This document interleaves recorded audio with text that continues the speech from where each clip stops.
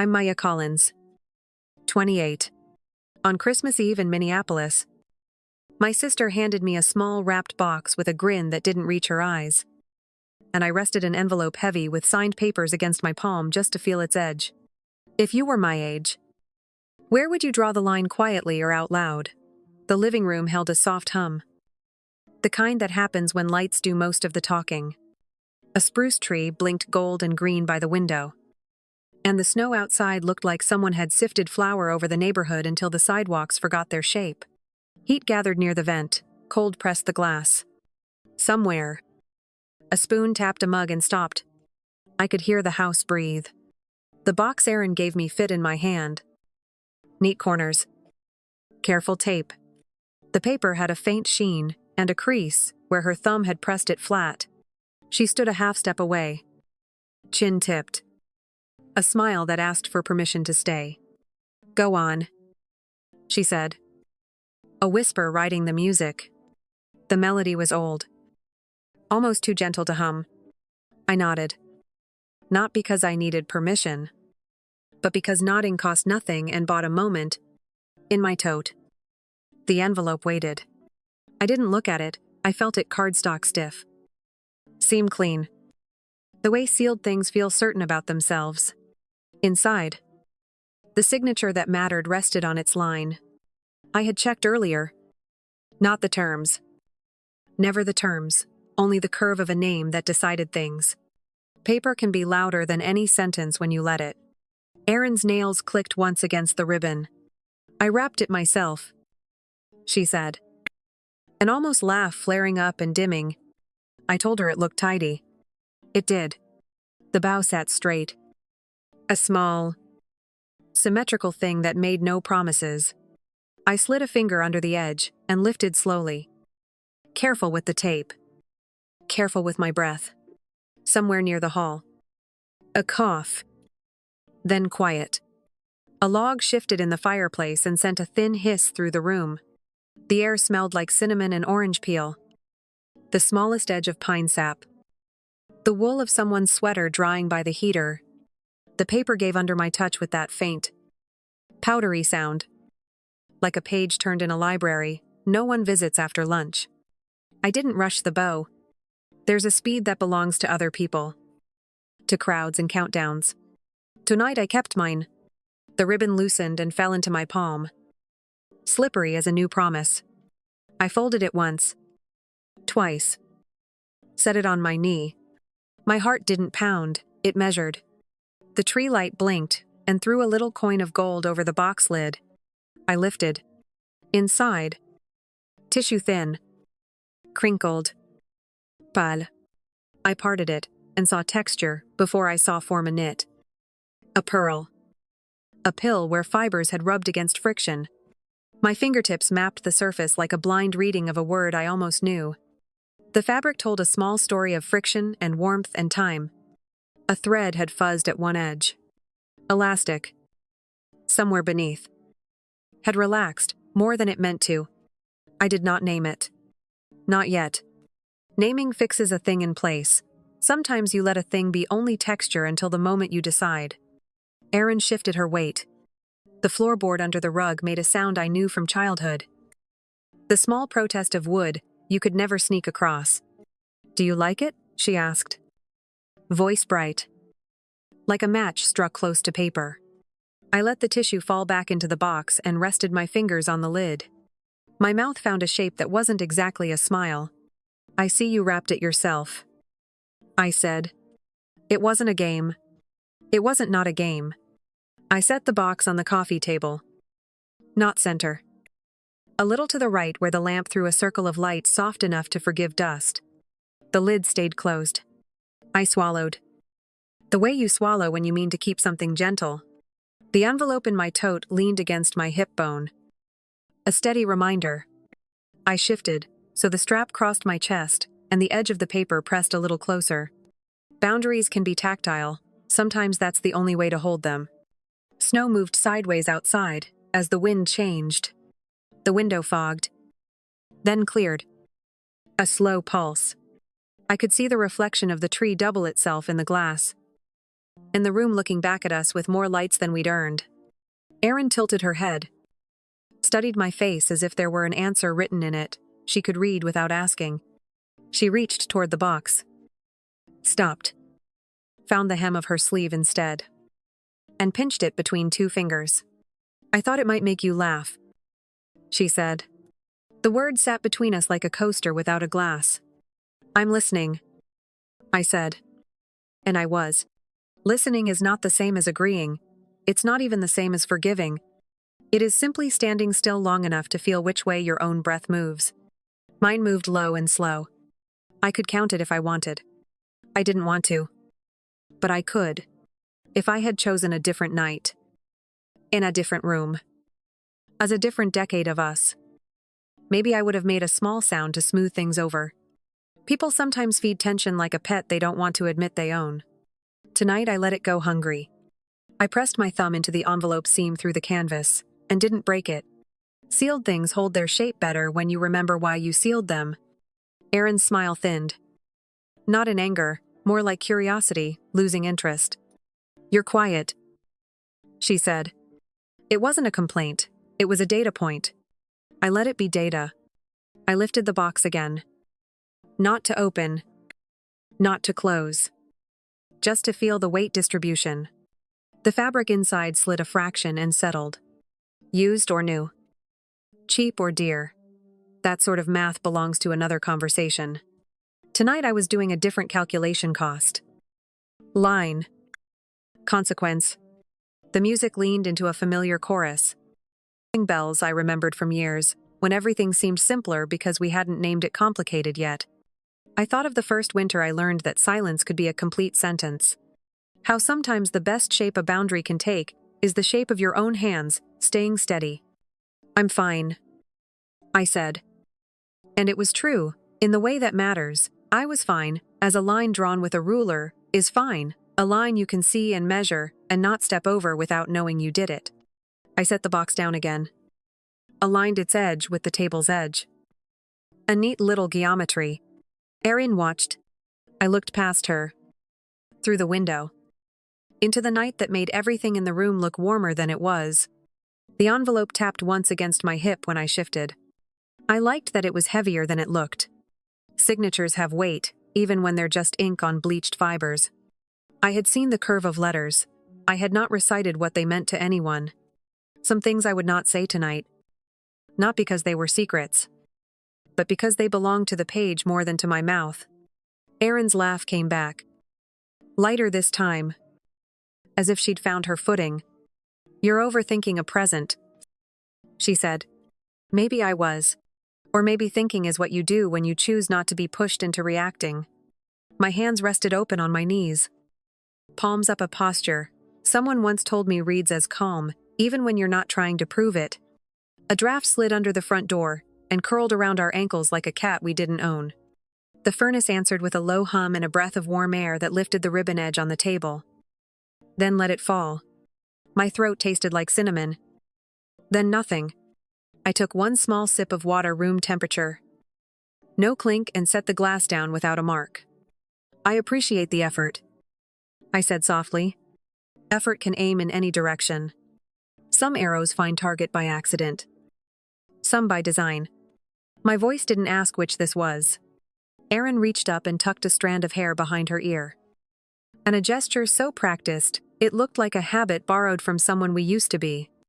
I brushed a bit of tissue dust from my jeans and let the silence lengthen until it stretched and thinned and became a line I could see. Lines are easier to honor when they're visible. I gave the box the smallest nudge so it rested fully in the light. Light. Like paper. I can tell a truth without saying it. Outside. A car door shut. Wind answered. The house settled with a sound older than both of us. I exhaled. I could have peeled back the tissue again and said what my fingers had already read. I could have made a joke and let the room laugh so the moment wouldn't have to hold its own weight. I didn't. Not because I wished to punish. Because I was not in the business of rescuing a moment from what it wanted to be. I slid the box, a thumb's width away from me, and reached, not into the tote, but to the strap itself, aligning it flat against my shoulder. The envelope pressed back. Akiat knock. I'm here. I know. I let my hand rest there and felt the calm arrive, the way snowfall arrives grain by grain, until a shape you knew is a shape you know differently. Erin studied the box as if it might speak. Well, she asked finally. Mouth tilting. Eyes bright, with a light that could have been humor or challenge or both. I met her eyes for a beat long enough to count the lights mirrored in them. We can circle back, I said. The phrase felt neutral, like placing a bookmark without committing to the chapter's mood. She gave a small shrug. I leaned back into the couch and listened to the house again. The tree's lights blinked in an unhurried pattern.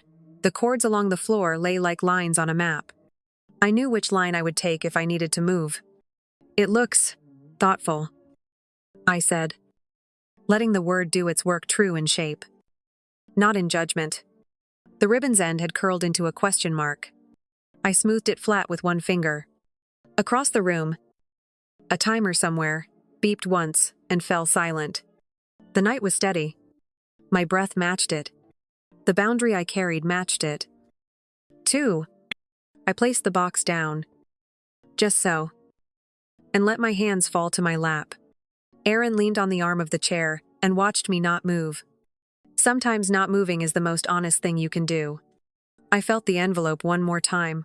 Weight. Edge. Sealed certainty, and I let the moment end where it stood. There would be time enough for every name to be read by the person who needed to read it. Not this minute. Not yet. I smiled. The small kind that doesn't ask to be returned. Thank you for wrapping it, I said. It was the right sentence for the distance we had. She nodded. Almost satisfied.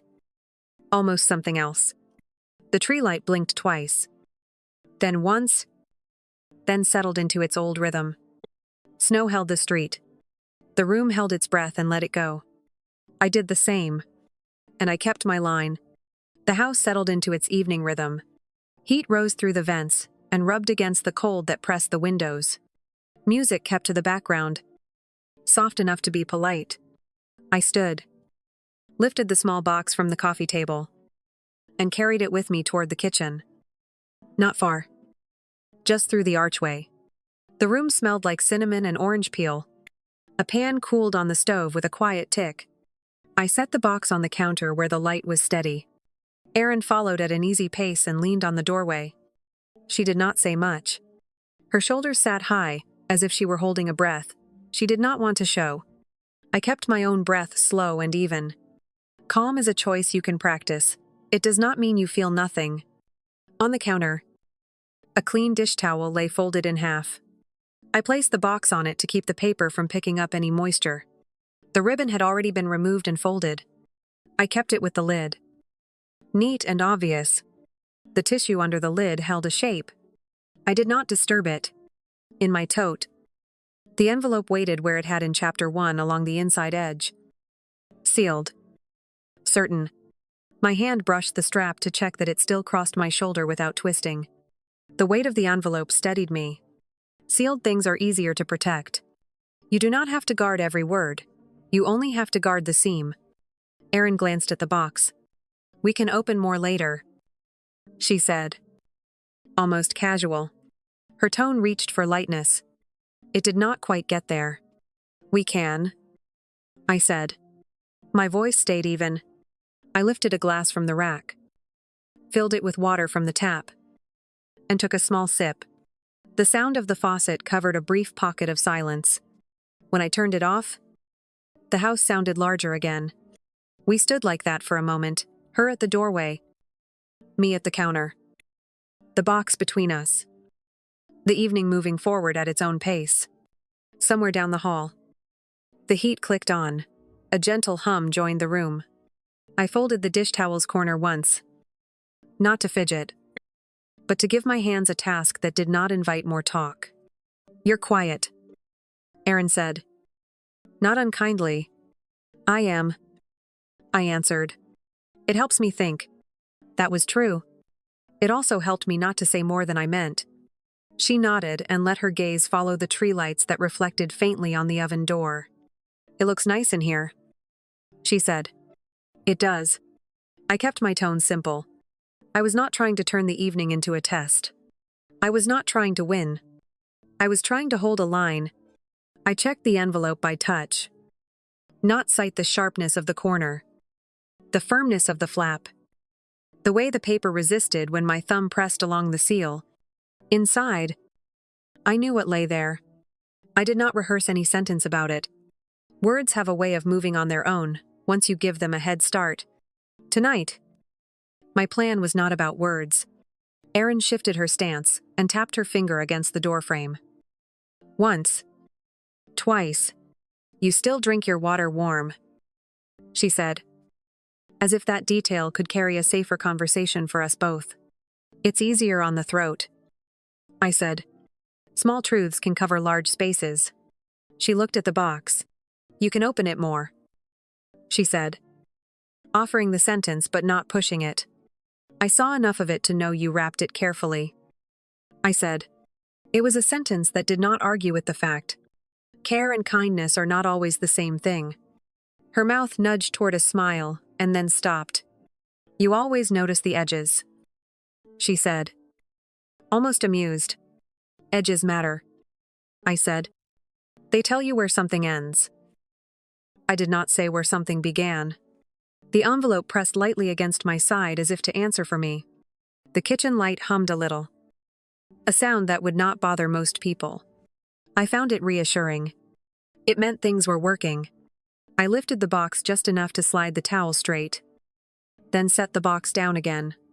The tissue inside shifted a fraction. I let it be. Erin stepped closer. Then stayed outside the line where tile met the wood of the hallway. I noticed that people show you their respect by how they stand. Mom will want a picture of the tree later, she said. We can take one, I said. I kept the family we both came from in the sentence without bringing more people into the scene. The living room glowed beyond us. The lights blinked in a slow rhythm that did not ask for attention. I was thinking, she said, and left a small space after the words. I'm listening, I said. She picked at the edge of her sleeve. You remember when we would open one gift on Christmas Eve and save the rest for morning?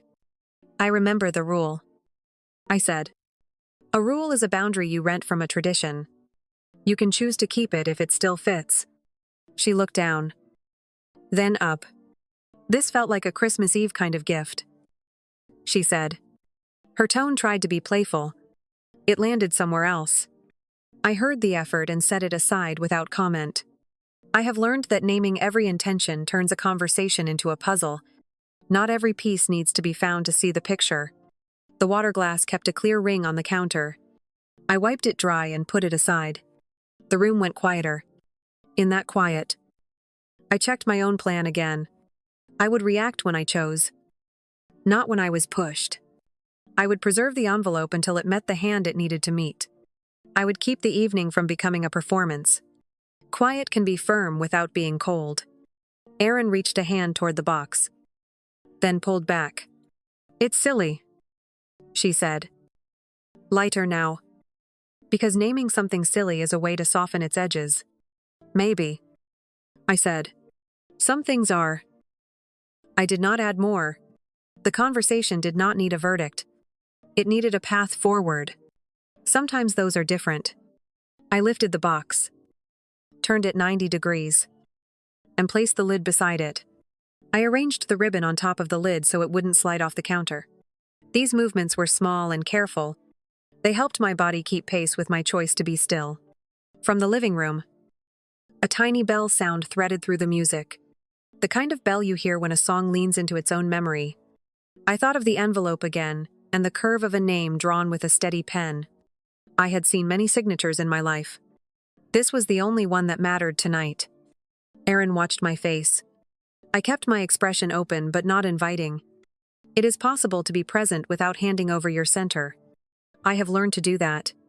It took time. You okay? She asked. I am, I said. Thank you for asking. The sentence was gentle and complete. There was no doorway in it for another question to become something else. Outside, the wind lifted fresh snow against the glass. The world beyond the window blurred. Inside, edges stayed sharp. I liked the contrast. It made choices simpler. You can walk straighter when the line you're on is clear. I'll put this back on the table, I said. I carried the box back into the living room and set it exactly where it had been. Erin followed. Slower now. I sat on the sofa, squared the box with the table edge, and rested my palms on my knees. The envelope touched my side like a small reminder you are allowed to keep promises to yourself. Erin stood near the chair and traced a circle on the fabric with her fingertip, a mark that would fade as quickly as she made it. Do you want anything? She asked. Tea. Maybe. I'm fine with water, I said. The answer kept us in neutral ground. She nodded. Her eyes moved from the tree to the box to me. You always liked the lights, she said. I like that they keep their own rhythm, I said. It's steady. We let the room be the conversation for a while. The lights blinked, the furnace hummed, the ribbon's end curved itself into a soft line. I breathed in through my nose and out through my mouth. Slow. Easy. Calm gathered where it needed to be. When I finally spoke, I kept it simple. Thank you for wrapping it, I said again. Because gratitude, when true, does not lose value with a second use. It looks neat. It does. She agreed. The agreement helped. It did not solve anything, but it kept our voices light enough to carry across the space without breaking. I adjusted the tote strap across my shoulder so the envelope sat more securely. I did not need to look at it to know exactly where it was. Familiar weight can be a comfort. It can also be a boundary. Tonight it was both. Erin's smile returned in a smaller size. We can do the tree picture after dessert, she said. After dessert is fine, I said. She glanced once more at the box, then left the doorway and walked back toward the kitchen. Her steps were quiet. The rug softened them. When she turned the corner, I let my shoulders drop a fraction. The room felt bigger by an inch. Sometimes an inch is enough. I did not open the box. I did not touch the tissue. I let the light fall where it wanted, and the snow make its slow decisions outside. I practiced stillness the way you practice a scale on a piano, simple notes, one after another, until your hands remember without being told. A few minutes passed like that. Simple and clean. The evening folded itself into a shape we could both carry. I reached for my glass, took a sip, and set it down in the same ring it had left earlier. The mark lined up, the edges met, the line held. I kept my place. I kept my calm. And I kept the envelope sealed. The living room held its shape as the night settled deeper. The tree lights blinked with calm regularity. They cast small coins of gold across the rug and the table. Snow worked at the window, then rested. The furnace hummed, answered by the slightest rattle in the vent. A familiar sound from winters before this one. I stayed on the sofa and let my shoulders fall. The gift box sat on the coffee table, lined up with the edge, the way I had left it. The lid and ribbon rested beside it. Neat. The tissue inside kept its fold. The envelope in my tote leaned against my side. I could feel the firm line of its sealed flap through the canvas. It felt like a decision I did not have to revisit. Erin stepped back into the doorway between the kitchen and the living room. She held a glass of water and paused there as if measuring the room. Her voice, when it came, sounded light by design. The snow is supposed to keep up all night, she said. It suits the lights, I answered. I kept my tone even. The remark stayed on the surface where it belonged. She crossed to the chair, the one just to the left of the tree, and sat on the arm for a moment before settling back. Her knee turned toward the table. She looked at the ribbon as if it might tell her which direction the evening would take. You always did like arranging things, she said. It was not an accusation. It was a fact dressed as a memory. It helps the mind rest, I said. Order is quiet. I placed my palms flat on my knees and watched the light climb the corner of the box. The paper caught and let go. Caught and let go. A quiet part of me counted my breath. In through the nose, out through the mouth. I did not count high. The act was not about numbers, it was about pace. Pace keeps a person from being carried by the room. The room can have its own wishes. Tonight mine were simple: do not rush. Do not perform.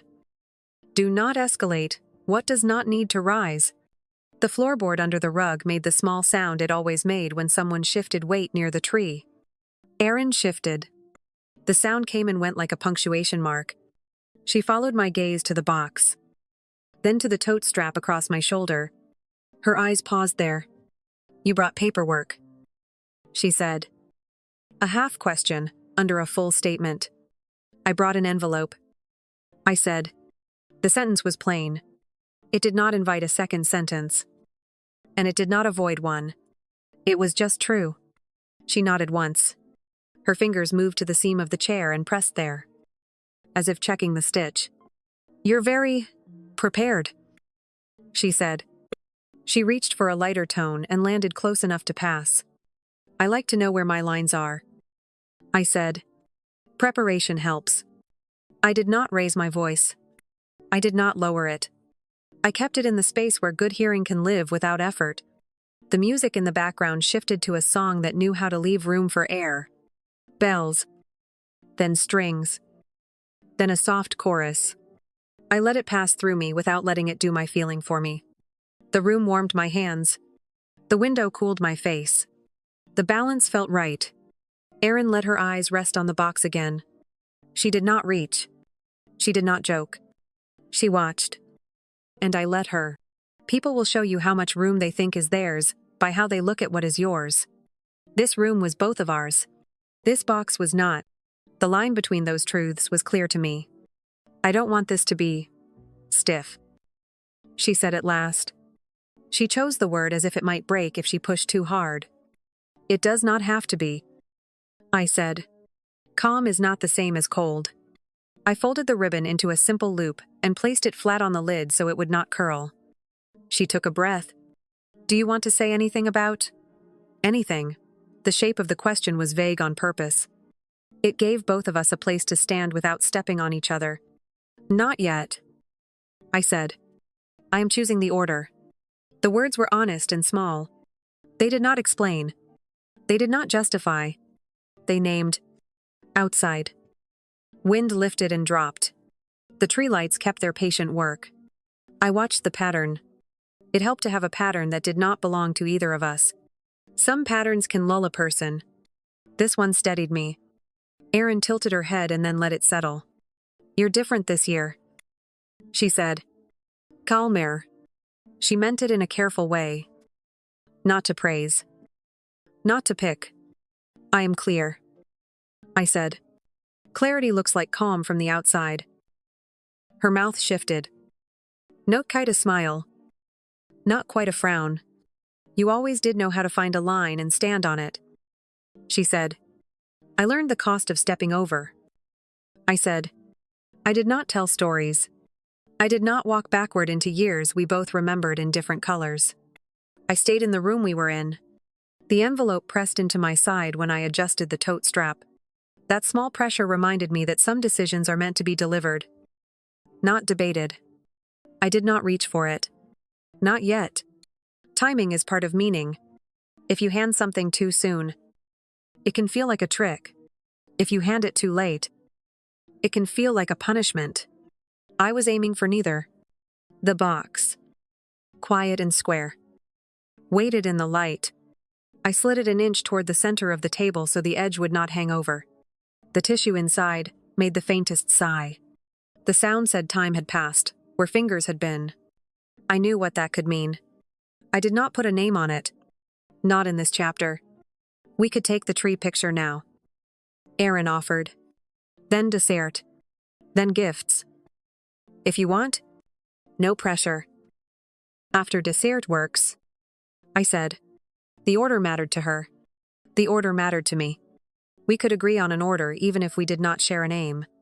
She brushed a fleck of glitter from the table with 2 fingers and watched it cling to her skin. She rubbed her fingers together to let it go. Glitter keeps its own rules. It stays where it wants. Boundary in reverse. I thought, and let the thought pass. I used to think quiet meant you were upset. She said. Now I am not sure. Quiet means I am listening. I said. To you? To me? To the room. I looked at the box. Then at her. I will say what I need to say when I need to say it. She nodded and sat back. The chair settled. The floorboard did not complain this time. The room and I shared a small relief. Time moved in the only direction it knows. The music reached its bridge. The lights blinked. Snow let go and gathered again on the sill. I adjusted my posture. I placed my feet flat on the floor and aligned my knees with the table's edge. My hands opened on my thighs. Palms relaxed. I let my face rest. I let me rest. I let everything that could rest do so. Erin leaned forward, elbows on her knees, and examined the bow I had folded. You always make even small things look deliberate, she said. They are. I said. Deliberate is how I keep from drifting. She took that in and did not argue with it. All right, she said after a beat. All right. We sat in that all right for a minute. That felt like 2. Then a soft chime from the kitchen floated in and faded out. It was not a timer we needed to obey. It was only sound. We let it go.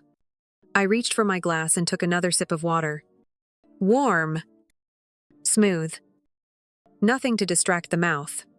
I set it back in the same ring so we would not collect more wet circles than we needed. The small order pleased me. It cost nothing and gave back ease.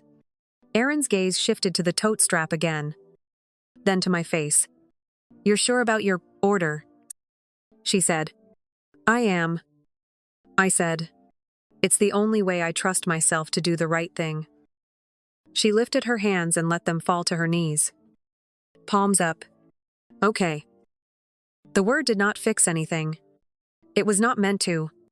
It cleared a small patch of ground between us, where we could both stand without stepping forward. A draft slipped under the front door and walked itself across the floor to our ankles. The room answered with heat.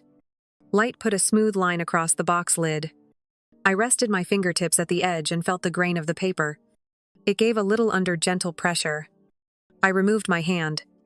Erin leaned toward the table. She placed her palm near the box and then drew it back, as if testing temperature. She met my eyes. They held the question neither of us had formed out loud. I did not nod. I did not shake my head. I held her eyes with my own and waited until our breathing matched for 2 easy cycles. She slid the box toward me. Just a little. Open it, she said. Not sharp. Not sweet. The words were plain. I reached for the ribbon. Already folded. And unfolded it. The fabric lay smooth in my hand. I set it aside. I lifted the lid and angled it to rest against the lamp base so it would not rock. I did not look into the box. Not yet. I let my fingers find the tissue's edge. It rustled. Sound like dry leaves. Sound like turning a thin page. Now, she asked. Now, I said. Because the line I had drawn brought me here. I let the tissue part under my hands. I did not dig. I did not claw. I opened it as if it held something that could bruise if rushed. The room paused with me. Even the music seemed to wait for its own downbeat. I felt texture first. Knit. Pearl. A soft bump where fibers had rubbed and raised. My thumb followed the path once. Then twice. The elastic underneath had memory. The fabric told a story with no voice. I let it speak to my hands and not to my mouth. Erin watched. I could sense the lean of her body without looking. The air between us cooled and warmed in turns as the furnace cycled. My throat stayed clear. My thoughts stayed in one lane. I folded the tissue back over the contents, leaving a thin line of knit visible, and set the lid lightly on top without sealing it. A corner of the ribbon curved into a small question mark. I smoothed it flat. Thank you for wrapping it, I said, steady as a line drawn with a ruler. The sentence belonged to this moment, the same way it had belonged to the last. Erin's lips parted as if to reply. She did not. She waited, and I waited with her. Waiting can be a kind of respect when it is not a tactic. I meant it as respect for the room and for my own plan. The snow outside thickened. The window took the shape of frost along the lower corner. The tree lights winked and held. The floorboard under the rug stayed quiet. I pressed my thumb against the tote strap and felt the envelope answer back ready. Sealed. Certain. Erin placed both hands on the coffee table. Close to the box, but not touching it. Open it, she said again. Softer. Almost careful with me in a way that did not always come easy to her. I rested my fingers on the lid and looked at her. Not the box. I will, I said. In a moment. She nodded. Once. The nod said she heard me. It did not say she liked it. She leaned back an inch. The inch was enough. I took one steady breath. Then another. I slid my hands to the lid, lifted it, and set it aside. I put my fingertips under the first fold of tissue and began to peel it back, slow as snow settles on a sill. And I stopped. Right there. With the edge lifted. The knit line visible. The room holding still around us. The envelope warm where it rested against my side. The next beat would belong to the opening itself. That would be its own moment. I let this one finish breathing before I let the next one begin. I held the tissue at its corner and finished the motion I had started. The paper opened with a soft, dry sound. Light spilled across the contents. Texture became shape. Hints became fact. A pair of socks lay inside the box. Wool blend. Once thick, now thinned, where a heel had rubbed its way forward. Pills dotted the surface like tiny burrs. The elastic at the cuff had surrendered, it bowed instead of holding. One toe showed a faint shadow. The kind that comes from 2 winters in boots that bite. The color was not one color anymore. It had lived a while and collected other lives, lint. A thread from something red. A gray cast that no detergent quite erases. Air moved between us. The furnace sighed and then rested. The tree lights blinked and kept their patient order. I said nothing. Silence can be neat. Like a folded towel. It can also be firm. Erin watched me watch the socks. She leaned forward on the chair. Elbows on her knees. Chin lifted a degree. It's a joke, she said. Too bright and too soft at once. Like, you know, silly. I let the word land. It sat there and did not know what to do with itself. I kept my breath even. I touched the edge of the tissue again and lifted the socks for a moment. Just enough to feel the stretch of the cuff and the roughness at the heel. My hands told me the truth my eyes already knew. I set them back in the nest of paper with care. I did not owe them but chose anyway. Thank you for wrapping it, I said. The sentence fit this room better than a laugh would have. I closed the tissue over the socks. Not to hide them, but to return them to the box where they belonged. I placed the lid back on, square and light, and aligned it with the table edge. Erin's smile thinned into a line that tried not to tremble. You don't think it's funny? I met her eyes. I think it is clear, I said. My voice was steady. I did not ask her to agree with me. I did not ask her to explain herself. Some explanations make things smaller. This moment did not need to be reduced. She looked at the box, then at my face, then at the tote strap across my shoulder. Her gaze held there an extra beat.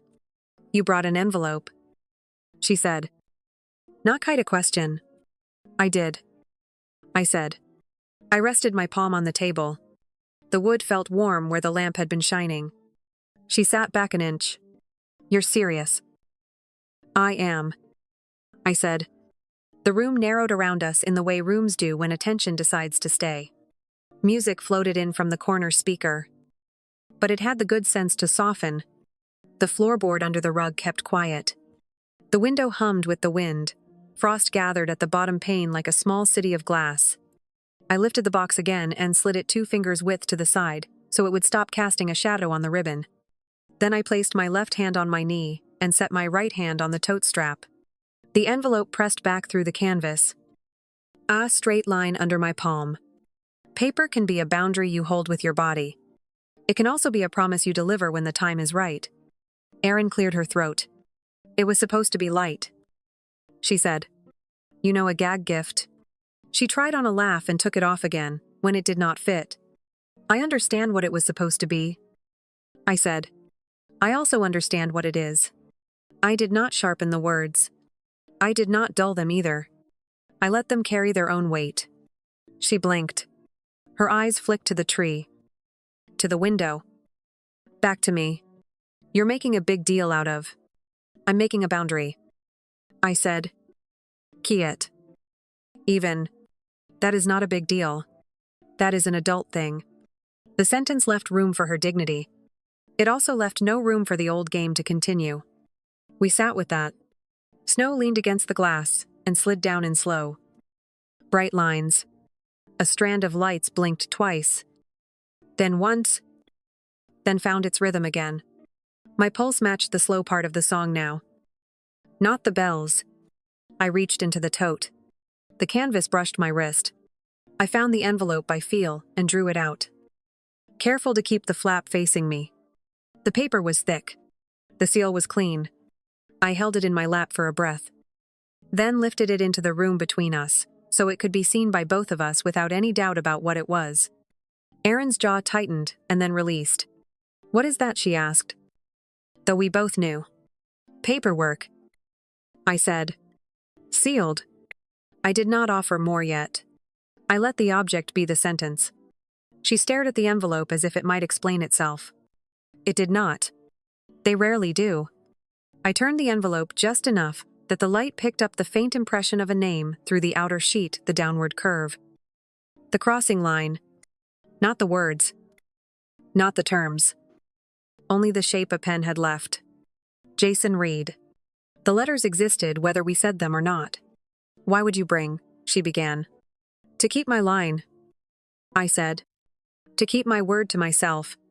I set the envelope on the coffee table beside the box, aligning it with the same neat care, placing it where it could not be mistaken for decoration. She drew in air and then let it out slow. "This is mean," she said, trying a label to see if it would stick. "It is honest," I said. "And quiet." I kept my hands visible and still. I did not move toward her.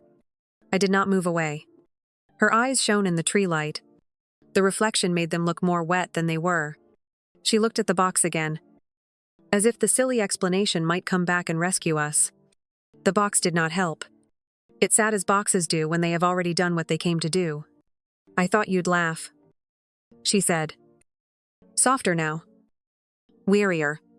"I used to," I said. "At many things that ask too much of me." I made sure my tone was flat with care, not with contempt. Wind pressed harder at the glass and then eased. Somewhere in the house. A pipe clicked. I lifted the envelope and held it at chest height. Not offering it yet. Not withdrawing it. The motion was simple and clear. Objects can teach clarity faster than speeches. Erin opened her mouth. Closed it. Opened it again. "And what am I supposed to do with that?" She meant the envelope. "The evening. The mirror. Read it," I said. "When you choose." I set the envelope back down. "I will hand it to you when I am ready. Not as a punishment. As a boundary." She leaned back in the chair as if the air had changed weight. Maybe it had. Sometimes a line on paper makes gravity show its shape. The room did not argue with us. It held. The tree lights kept to their duty. A ribbon end curled once and rested. My hands were steady. My breathing was steady. The edge of the envelope was a straight horizon under my fingertips. Erin glanced at the doorway and then back at me. "You brought that to a holiday," she said.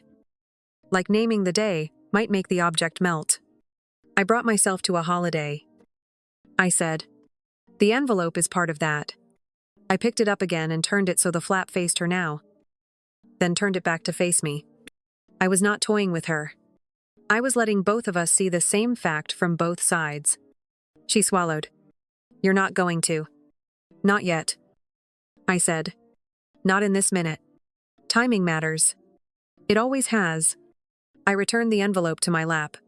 I placed one palm on top of it. The paper warmed under my skin. I did not look away from Erin. We can take the tree picture after dessert, I said, echoing her plan from earlier. Giving us both something ordinary to do in a room that had become exact. She nodded, because there was nothing else to do with that sentence. It did not ask. It did not apologize. It was a path through.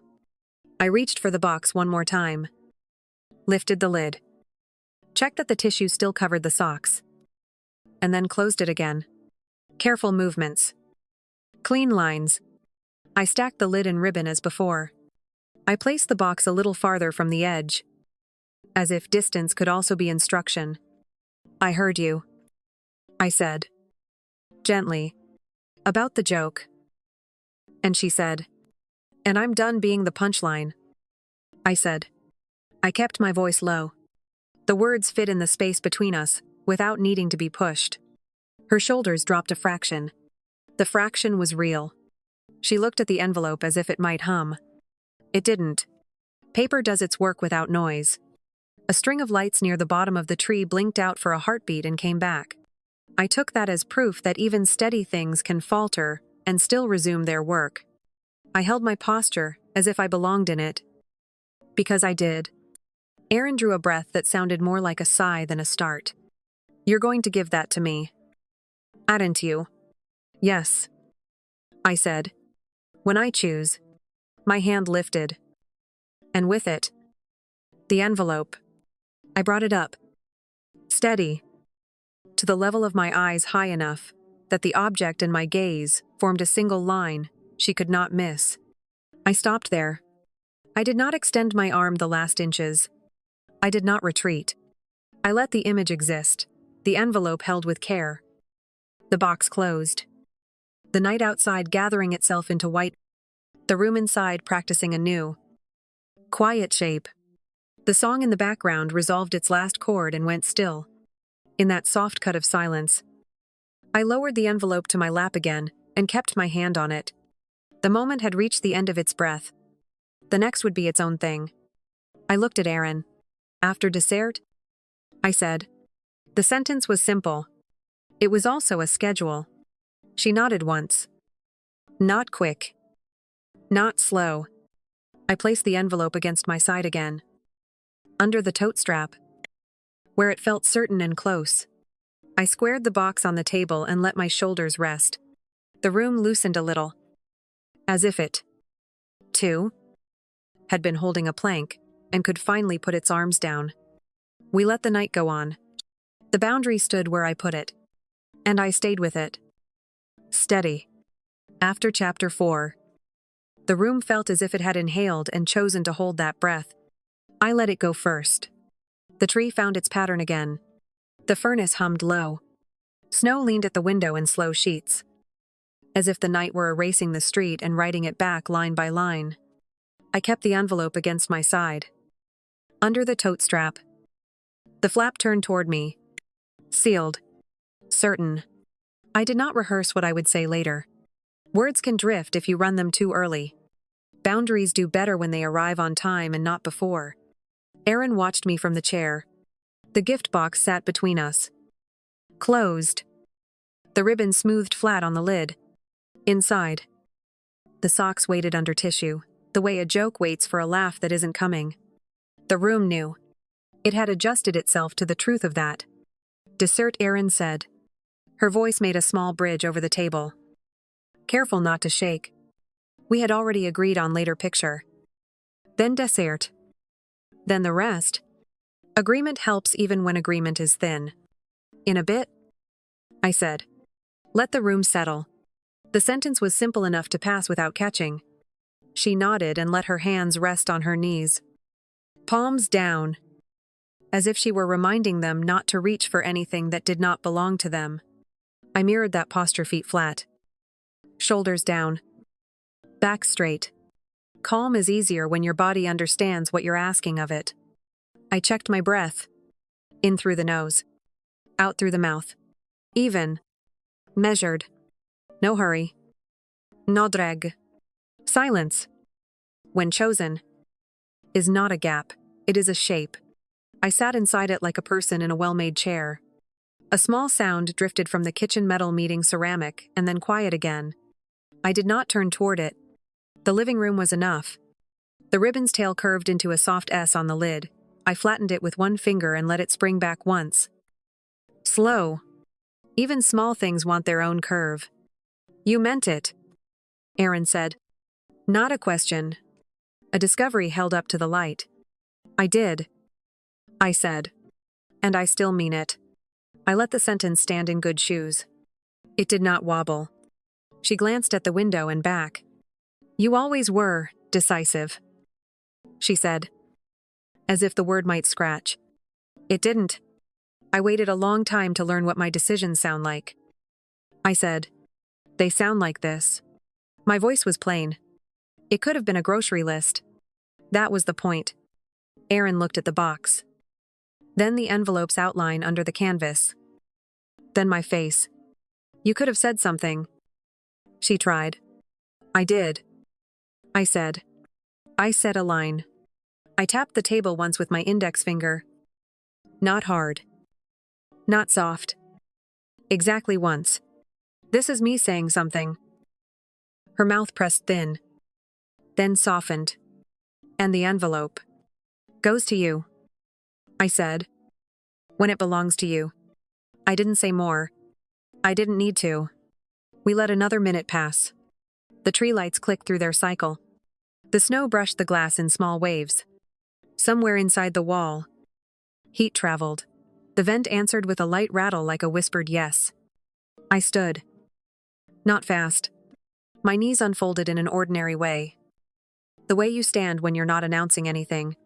I lifted the box and moved it 2 inches toward the center of the table, so the edge would not tempt a slide. I squared the lid. I smoothed the ribbon. Order gives the hands a place to put steadiness. Aaron rose a half-inch from the chair.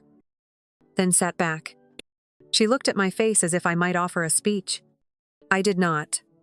She adjusted the sleeves of her sweater one at a time, tugging the cuffs, so they lay flat against her wrists. That was her order. Will you be angry if I say I didn't think this through? She asked. I won't be angry, I said. I'll be clear. I let my palms rest on the table and felt the grain under my skin. Clarity is not punishment. She watched me think. I let her see the thinking. I did not hide it behind a blank. And what does being clear look like? She said. Like this. I said. Simple. On time. Steady. I touched the tote strap. The envelope pressed back against my rib. It looks like me not laughing at myself to make a moment easier. The music. As if hearing the thought. Thinned to a simple line of bells, and then added a quiet harmony. I liked that a melody that did not hurry its own end. I breathed with it for a measure. Aaron's shoulders loosened a notch. I could see. Do you want to open anything else? She tried, gesturing toward the tree in a general way that did not name anyone else in the house. The gesture stayed responsible. Careful not to invite a crowd. Not now, I said. One thing at a time. The order I had chosen would hold. She nodded, heel tracing a small circle on the rug, without moving her shoe. You have changed, she said. A simple sentence. No sugar. No sting. I have, I said. I like it.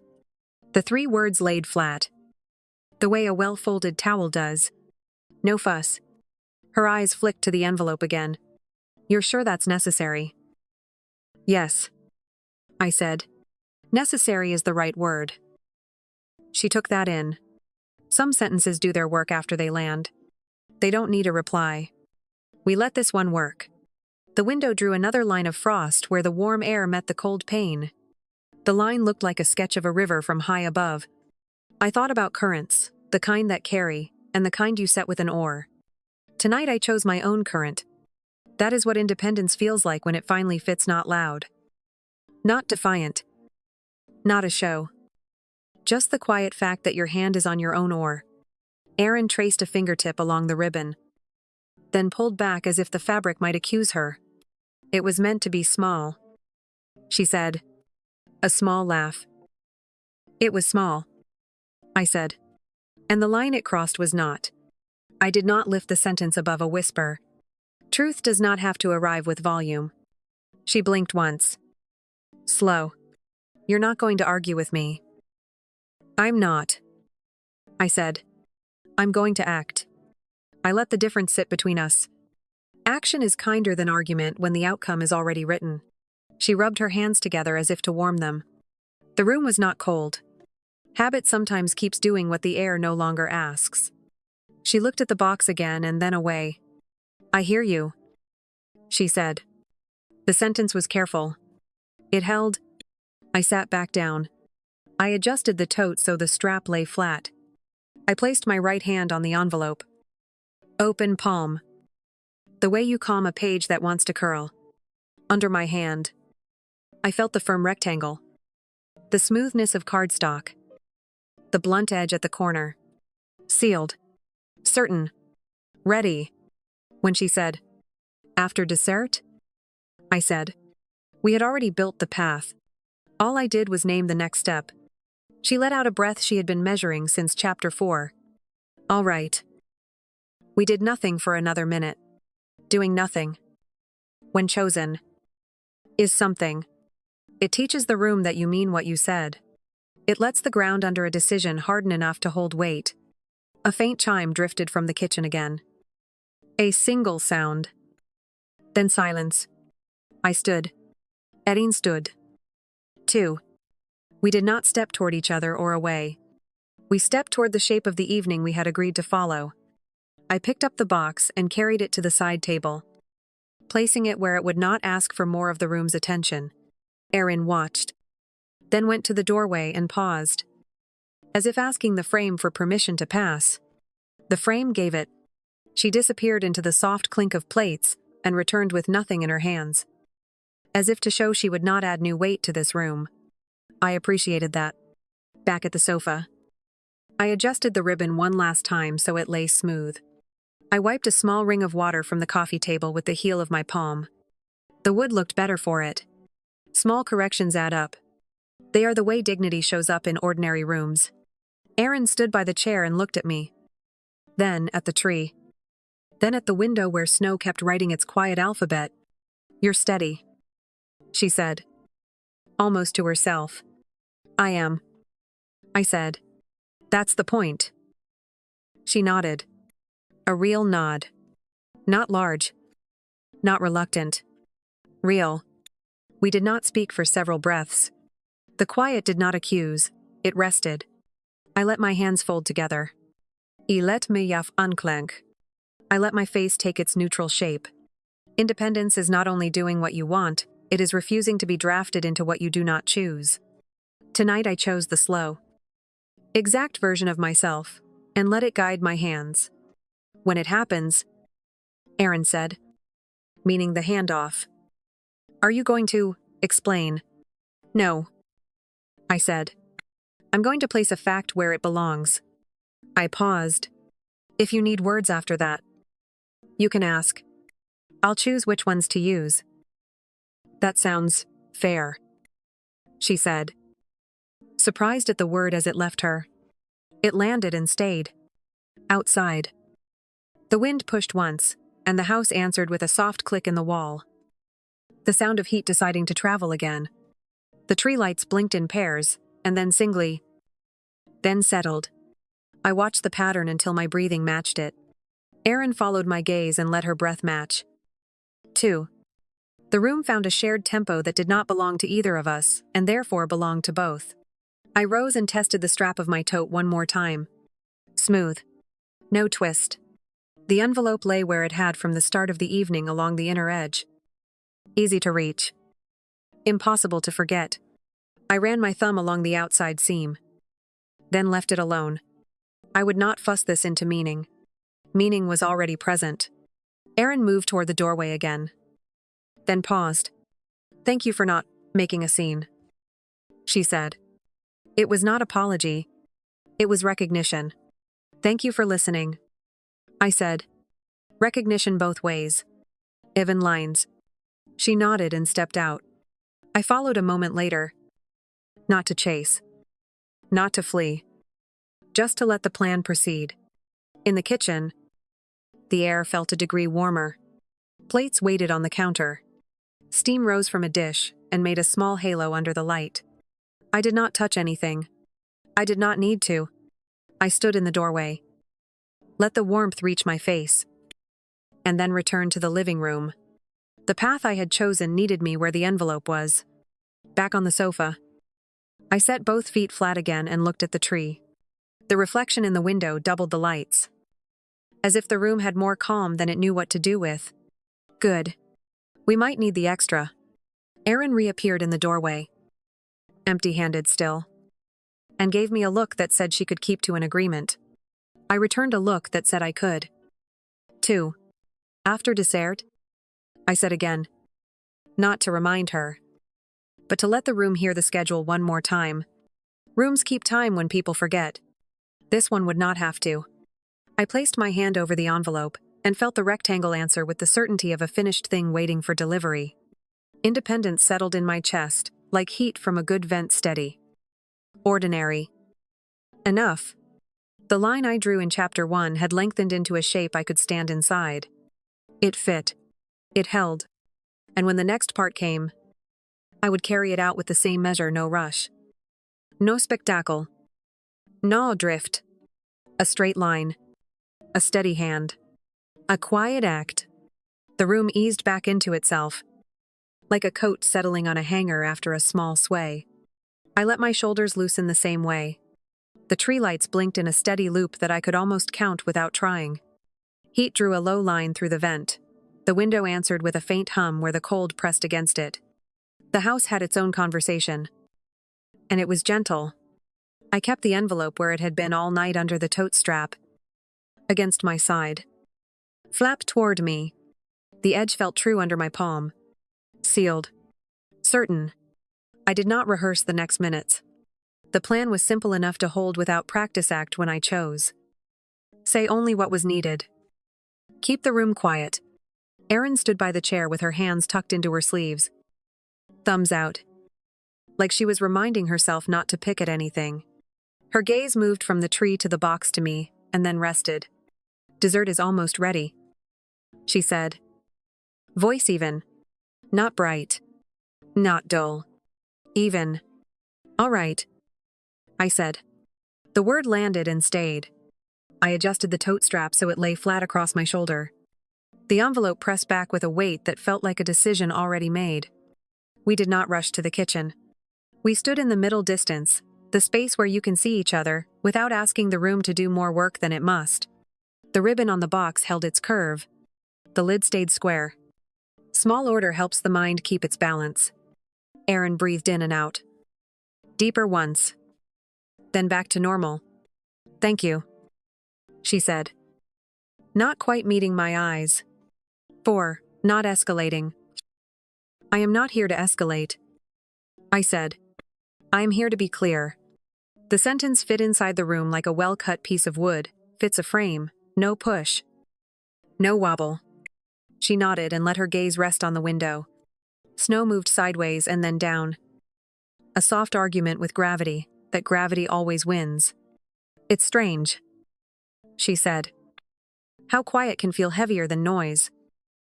Quiet is weight when it carries a line, I said. We both feel it. She considered that and did not fight it. A small step. Enough. We drifted toward the kitchen together. Not side by side. Not in a line. More like two hands moving on different tasks in the same sink. Warmth lifted under the light there, carrying cinnamon and a faint note of orange peel. Plates rested on the counter. I did not reach for anything. I did not want a task to borrow clarity from the act I had already chosen. Erin placed 2 small plates on the island and set a cloth next to them, straightening the edge with the side of her hand. We will take the picture after, she said. Then, we can finish the rest. Her voice did not trip on the last word. I respected that. After works? I said. The order mattered. Keeping it was a kind of respect that did not demand agreement. We stood for a minute, in that warm square of light, then returned to the living room because that was where the evening needed us. The tree held steady. The box kept its place. The envelope touched my side like a metronome set to the slow part of a song. Erin took the chair again and leaned back so the front legs stayed on the floor. No rocking. She folded her hands over her stomach the way people do when they want to keep their words inside. You said you would act, she said. Not argue. I did, I said. And I will. What about explaining, she asked. Before. Or after. If you need words later. You can ask. I said. I will decide which ones belong. I kept my tone soft. Soft is not the same as flexible. She nodded and let the nod finish. You always were good at finishing things you start. I try to be good at starting the right things. I said. Finishing follows. The floorboard under the rug gave its small sound when she shifted. The sound had accompanied us since childhood. It used to bother me that you could not cross that part of the room without leaving a trace. Tonight I took comfort in it. Trace means you are here and honest about it. I sat and placed my feet flat again. The envelope rested in my lap for a moment, so my shoulder could relax. I set my palm over the flap and felt the line of glue through the paper. Decisions have texture if you pay attention. This one felt like a straight seam that would hold until I chose to pull. Erin watched my hand. That should be mine, she said. A statement with no heat in it. It will be, I said. In the right minute. I placed the envelope back under the tote strap. The minute is close. She breathed out. It sounded like the end of a note finished. Not forced. Okay. We let silence take the chair across from us. It sat well. The room's sounds took over vent. Window. A small tick in the baseboard as heat moved through. The music gave us bells, and then strings, and then a pause. As if it trusted us to carry our part without help. I glanced at the box. Not to reopen. Not to review. Just to acknowledge the thing that had brought us here. The tissue lay flat. The lid fit. The ribbon's tail curved like a held breath. Jokes have a way of asking for attention. This one had already had its share. I would not feed it more. Erin followed my gaze. It was small to me, she said. It did not feel like crossing. Different people stand at different distances from the same line. I said, Tonight I am telling you mine. With my hands. Not my voice. She sat with the idea long enough that I did not hurry to fill the air. When she answered, it sounded like a true attempt. I hear you, she said. Thank you, I said. Hearing changes rooms more than agreeing does. We drifted. Gently. Through a few more minutes like that. Time worked without us having to push it. The tree blinked. The snow assembled its white grammar on the sill. I touched the tote strap again. A quiet confirmation. The envelope was where it belonged. So was I? Erin glanced toward the kitchen doorway, and then back. Dessert, she said, as if calling the next step in a recipe we had both learned. Then the picture. Her mouth prepared for another word, and did not produce it. She let it go. Good. Dessert. I echoed. Echoes can be agreement when they are not used to mock. I stood. Erin stood. We did not make a ceremony out of it. We walked the few steps to the kitchen, and returned with 2 small plates and 2 spoons. We set them down on the coffee table without fanfare. We ate slowly. The rhythm of moving spoon to bowl and back steadied the room further. The way a simple task can. No one spoke. We did not need to. When we finished, we stacked the plates and set them on the side table to be carried back later. No rush. The line we were keeping required the space between acts to be clean. Erin wiped the edge of the coffee table with the cloth she had brought. One slow stroke. She straightened, looked at me, and nodded toward the tree. Picture, she said. Picture, I said. We moved toward the tree, not touching shoulder to shoulder, just close enough to be in the same frame. We stood where the light would be kind. I reached out and adjusted a branch that had leaned too far. Aaron adjusted a single ornament so it would face forward. Small corrections. Nothing more. We did not call for anyone. We did not add voices or bodies to the frame.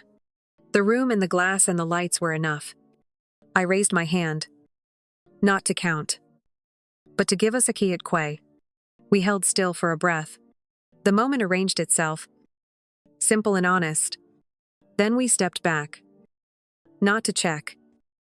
Not to judge. Only to release the pose. We returned to the sofa and chair. The house exhaled. The night outside gave us another sheet of snow pressed flat by the wind. Inside, the temperature felt even. Myaf unclenched. Erin's shoulders lowered to a place that looked natural on her. Stability is not a show, it is the absence of strain. She looked at me without skirting to the box or the window. Now she asked. Careful. After a breath, I said, 2. Maybe 3. The number did not matter. The pace did. We took them together. In. Out. In. Out. The room listened. The lights blinked. The vent hummed.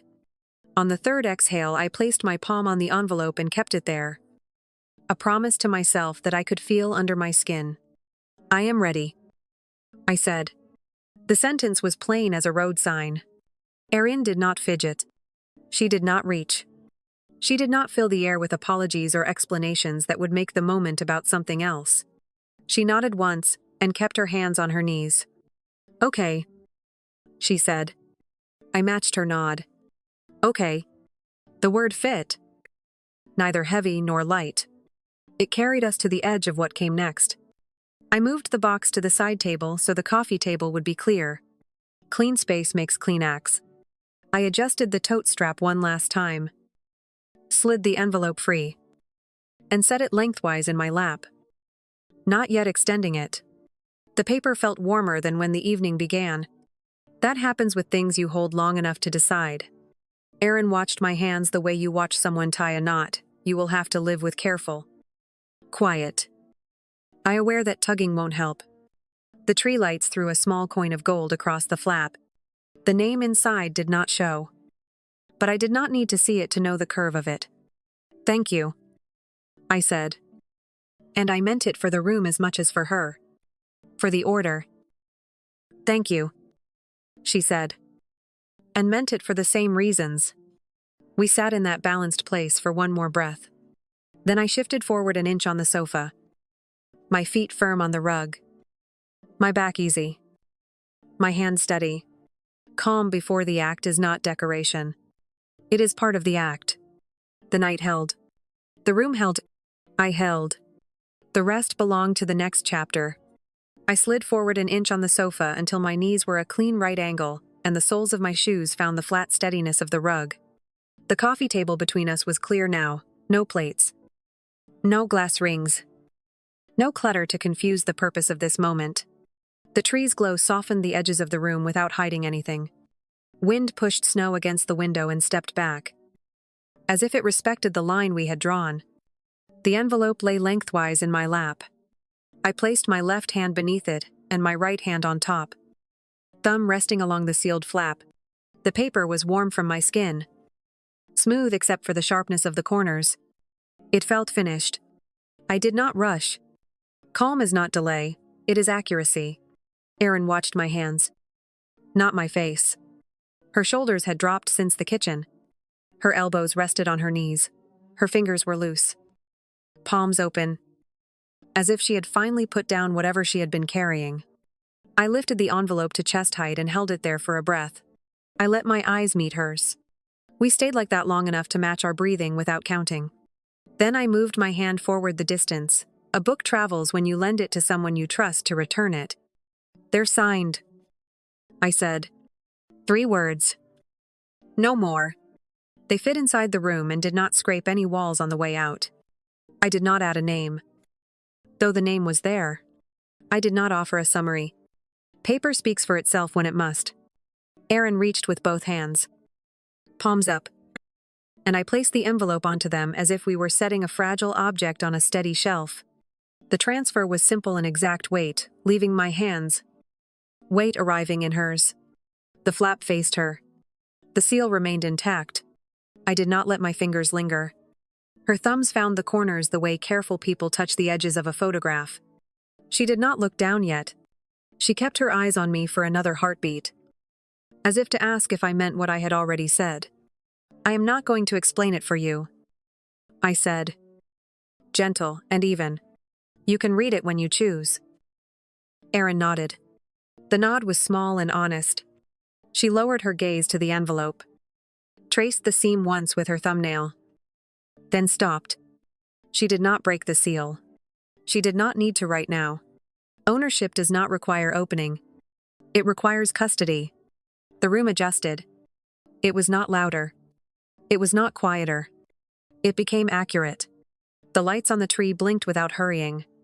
The furnace made a low, even sound that did not lean toward any feeling. Wind tapped the window with a soft, dull knuckle, and moved on. Erin turned the envelope over and back. This is official, she said, voice steady. The way a person names a color, they can see clearly. It is, I said. Her fingers pressed the cardstock, as if testing whether it might give. It did not. You carried this all evening, she said. I did, I said. I carried it until it belonged in your hands. She took that in with a slow breath. You planned this? I planned my boundary, I said. The exact moment depended on the room. I let my hands rest open on my knees. The skin at my wrist cooled where paper had warmed it. She looked at the box on the side table, then back at the envelope, then at me. I understand, she said. The words sounded like she had to move them through something tight to get them out. But they arrived whole. Good, I said. Not approval. Not triumph. Just recognition that the sentence had made it here. She did not attempt a joke. She did not push the moment away with noise. She kept the envelope in both hands and let its weight teach her what weight feels like. I did not fill the space with anything. Silence gave us both room to see. A strand of lights near the bottom of the tree flickered once and steadied. Erin turned the envelope so the flap faced her again and held it at a slight angle. As if reading the page through the paper, the name inside left a faint impression where the pen had pressed harder. She did not say the name. She did not have to. You could have told me earlier, she said after a while. The sentence had no edge on it. I told you now, I said. This is when telling belonged. I tilted my head toward the side table. After dessert? After the picture? After we agreed to order? She turned that over in her mind and nodded. You kept the order, she said. I see that. It matters, I said. To me? To the room. We sat like that for a few minutes, her hands cradling what used to rest in mine. The transfer changed the angle of the evening. It did not break it. The house answered with the tiny sounds of warm air moving through cold paths. Snow added another thin layer to the sill and stayed there. Erin lifted the envelope an inch and let it down again, as if testing whether the weight might shift into meaning faster if she moved it. It did not. Meaning arrives when it's ready. She looked at me. You're not angry, she said, sounding more curious than surprised. I am not, I said. I am clear. I let the word sit with her. Clear looks like calm from the outside. On the inside, it looks like a straight line through fog. She breathed through her nose and let it out through her mouth, as if mimicking the pace I had been keeping all evening. Thank you, she said. It was not clear what she was thanking me for timing. Steadiness. Not raising my voice. Or all of it. The thanks landed anyway. You're welcome, I said. Her eyes found the tote strap across my shoulder. Now, a simple strap with no task left in it. She looked back at the envelope and adjusted her grip. I won't open it here, she said. Not tonight. That is your choice. I said. I respect it. She nodded again. I think I need to be alone when I read it. She added. Voice quiet. Not to hide, but to keep from spilling. Take the time you need. I said. It will not change what it says. She let out a breath that was close to a laugh, but not. No, she said. I suppose not. Wind pressed once more at the window. The pane hummed and settled. The ribbon on the side table uncurled half an inch and stopped. We both watched it, grateful for something in the room that moved without asking for any opinion. Erin balanced the envelope on one palm and used the other hand to smooth her sweater where it had wrinkled. I should apologize for the gift, she said. Plain. I did not rescue the moment. You may, I said. I am sorry, she said. And the words were clean. It was careless. Thank you, I said. I accept that. She studied my face, likely waiting for anger, or softening, or something she could use to steer around the weight between us. She found none of that. She found a person holding a line. She looked down at the envelope again and drew her thumbs along the edges one more time. Not to stall, but to accept. You can watch acceptance arrive if you give it space. I do not have anything else to add, she said. You do not need to, I said. A simple quiet followed us. The kind that feels like clean snow, no footprints yet. No noise to pack it down. I let my hands rest open and empty. The room was finally built to hold what it held. We sat inside it without pressing. After a little while, Erin rose. She did not take a step. She only rose, as if checking whether standing changed the truth. It did not. She sat again. Envelope still in her hands. I will take this with me when I leave, she said. That is correct, I said. She looked toward the hallway and back. We should put the box away, she said. Almost to herself. It has already done enough. We can, I said. I moved to the side table, lifted the box, and slid it into a lower shelf where the lamp's light did not reach. The small act removed its shadow from the room. I returned to my place and rested my hands on my thighs. Erin watched, then set the envelope on the coffee table for a moment to flex her fingers. The paper left no mark on the wood. I liked that. She picked it up again and held it to her chest. Flat? Not clutched. You chose 3 words, she said after a while. Only 3. They were enough, I said. Yes, she said. They were. The music faded to the edge of silence, as if it, too, understood that the room had spoken. The furnace cut off and left a hush that was not empty. It was full and friendly. The window held its frost. Snow eased. Wind turned from push to pat. We did not rehearse what would happen after she read. We did not plan reactions. We let the page, still sealed, decide when it would enter the conversation. Tonight's work was finished. She held what was hers to hold. And I stood where I meant to stand. Erin set the envelope on her lap and placed both hands over it.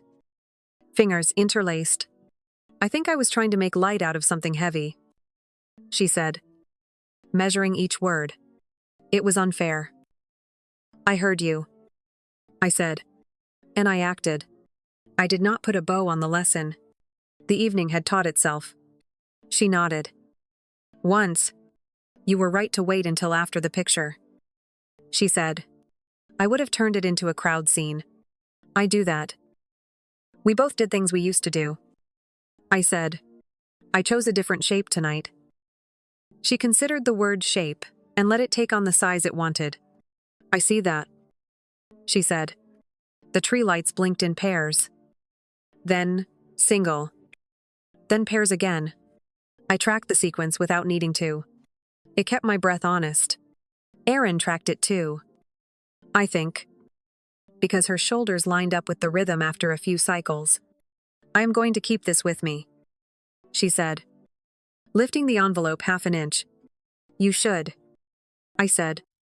She held my eyes for a final moment and did not look away the way she sometimes did when the truth asked for steady attention. "Thank you," she said. The words were humble, not small.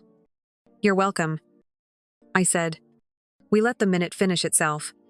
Then, with no fanfare, I leaned back into the sofa and let my spine settle. Erin mirrored me, easing into her chair with the envelope still secured. The room loosened.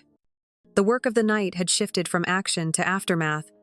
That is a different kind of work, quieter, slower, honest in a way that does not require witnesses. "Would you like more water?" I asked. Ordinary again. "Yes," she said. "Please." The please was new tonight. It fit well. I rose and carried my glass to the kitchen, filled it halfway, returned, and set it on the table within her reach. The envelope stayed in her lap.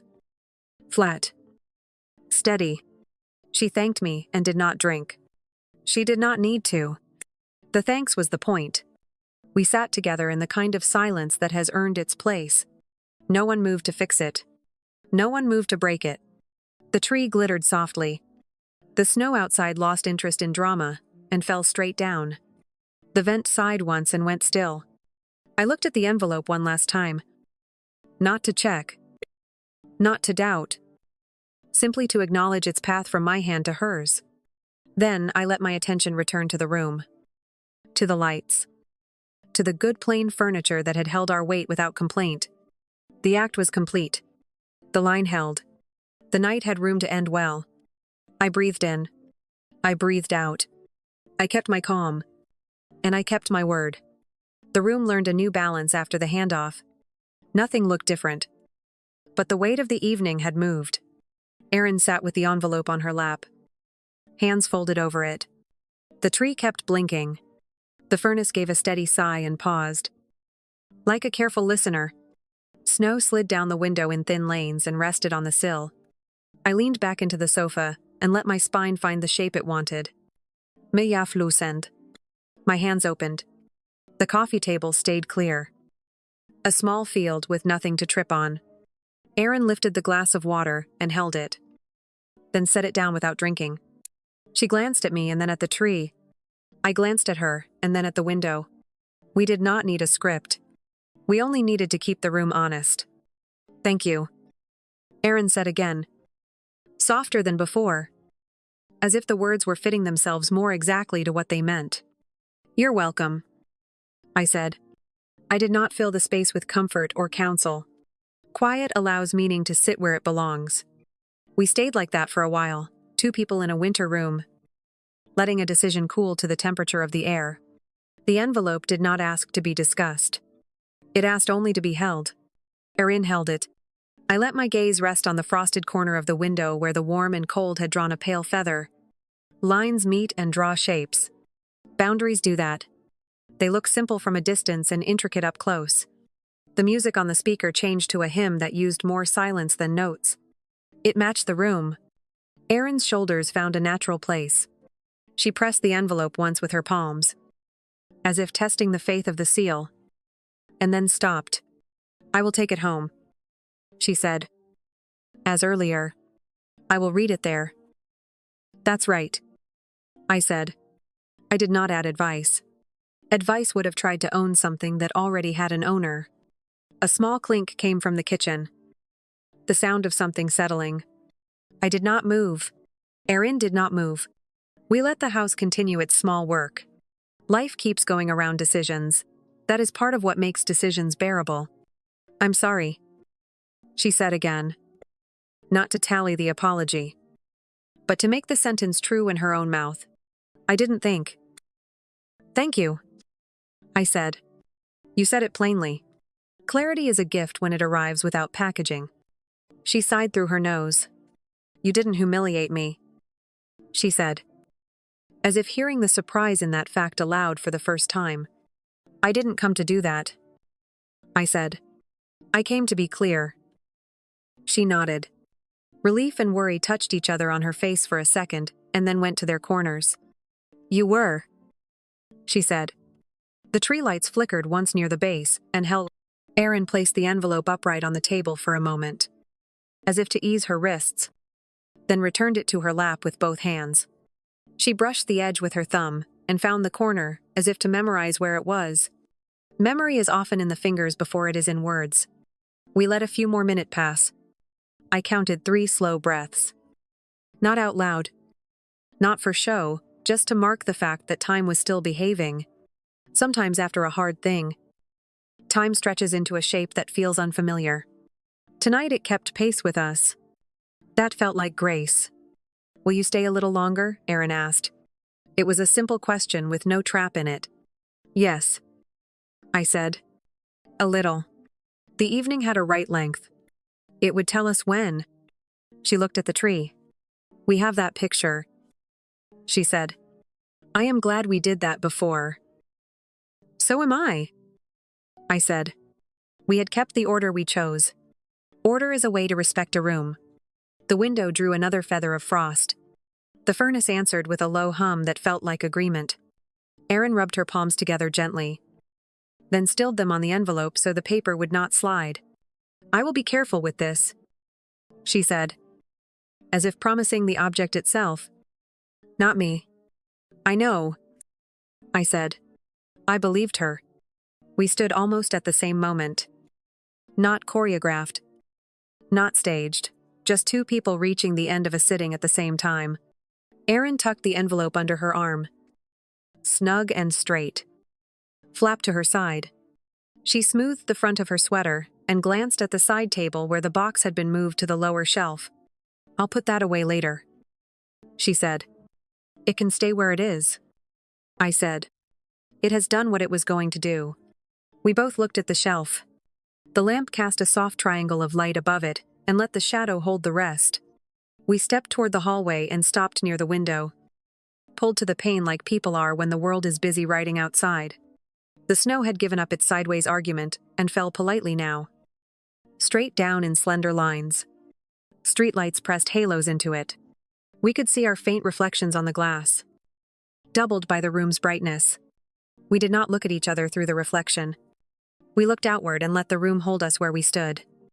I will not make jokes like that again, Erin said after a minute, still facing the window. I heard you, I said. Thank you. It's not fear, she added, firming her voice. It's respect. Good, I said. That is what I came here to protect. Not my feelings. My line. She turned toward me now. Not dramatic. Only direct. You did it, she said, without shouting. I wanted to be heard, I said, not remembered for noise. A corner of her mouth lifted. You will be remembered, she said. For the opposite. She was not being clever. She was being accurate. We returned to the seating area and collected the plates to carry to the kitchen. The small task felt right. It let the evening convert from act to routine without loss. In the kitchen, we rinsed the bowls under warm water. I stacked them lightly by the sink. Erin wiped the counter once, set the cloth down, and stood straight. I'll take care of the rest, she said. All right, I said. We did not choreograph a farewell. We reset the space to ordinary, the way you do when the important part has finished and deserves not to be followed by extra ceremony. Back in the living room, Erin picked up her coat from the hall chair and tucked the envelope into the inner pocket where it would not bend. She tested the fit with her hand and buttoned the coat to hold the shape. She did not pat it again and again. Once was enough. That was new for her. I liked the restraint. At the doorway between the living room and the hall, she turned. The tree behind her threw soft light along one side of her face. The other side kept its own counsel. Maya, she said. Yes. Thank you for bringing yourself to tonight, she said. The sentence sounded unusual and correct there in that doorway. You're welcome, I said. Thank you for meeting me there. The answer matched the size of what we had done. She nodded. A small, honest movement, then slipped down the hall toward the front door. I heard the draft lift a little under the frame, then settle. The knob turned with the familiar sound of home. The door did not bang. It closed the way good doors do, like a period at the end of a sentence that doesn't need an exclamation point. I stood alone in the living room with the tree, the sofa, the clean coffee table, and the window's feathered frost. The house exhaled again. I crossed to the tree and adjusted a branch that had leaned too far, then stepped back until the reflection in the glass made a second tree, one real, one drawn by light. I liked the pair. The evening had been like that, one part action, one part reflection. I sat and let the quiet show me what it had made. It had made room. Not victory. Not defeat. Not a moral pin to a corkboard, just room I owned and could keep owning tomorrow. Boundaries are not fences around other people. They are edges around yourself that teach you where to stand. Tonight I stood where I said I would. That was enough. I thought of the envelope. Sealed. Now inside a lined pocket. Moving through the night with the person who needed to carry it. I did not picture what she would say when she opened it. That was not my work. My work had ended at the handoff. Quiet work ends cleanly. I turned off the speaker. The room kept its own music, the vent's soft drift, the small clicks of settling wood, the far hush of snow. I picked up the ribbon from the table and set it in a drawer so it would not curl back into the shape of a question. Some questions you do not need anymore. I placed the empty spot on the table in the light and let it be empty. Space is also a sentence. At the window, I cupped my hands to the glass and looked out. Not to see the street, there was hardly a street anymore. Only white, but to see the portion of sky that the frame allowed. It was the plain kind of night that asks nothing except that you dress warmly if you go outside. Plain is good. Plain is honest. Plain is restful. I returned to the sofa, sat with both feet flat on the rug, and let my arms fall to my sides. I breathed in and out, measured and unhurried. The evening did not replay itself. It did not beg for edits. It sat where I had left it in order. On time. Kit. Done. Before I switched off the lamp, I looked once more at the clean table, the steady tree, the simple room. Thank you, I said aloud. Not to anyone, exactly just to the small fact that we had made it here without turning the night into a spectacle. The room held the words without echo. That felt right. I turned off the lamp. The tree kept its glow. Snow went on doing what snow does. I held to what I had chosen and felt it hold back. The line stayed where I drew it, and I stayed where I belong inside it. Steady. Ready for morning.